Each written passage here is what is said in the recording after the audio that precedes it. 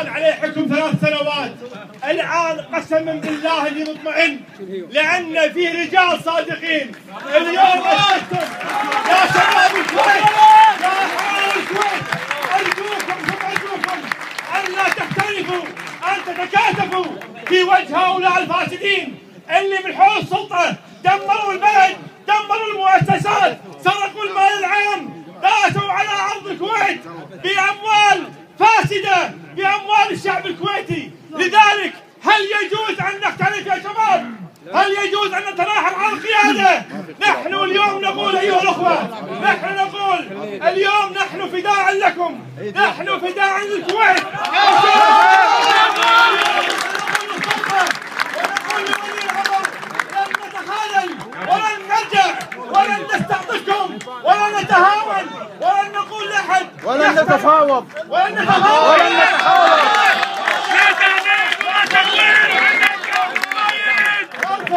التفاوض، ونقول لكل حاقد مصلحتي علاني كان وزير سابق او نائب سابق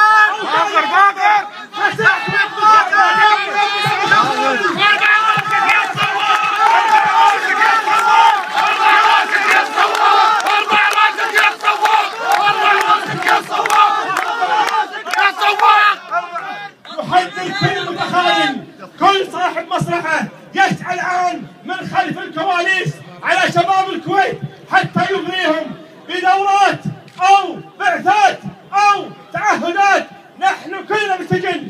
نقول لهؤلاء قسما بالله لنفضحكم بالتاريخ يا خونة، يا عديمين الطريق، وزير المراريض وأتباعه. كفى تدمير البلد، كفى عيار المؤسسات. أين دينكم؟ أين عقيدتكم؟ أين مبادئكم؟ الشعب وصلكم يوم من الأيام يا خونة.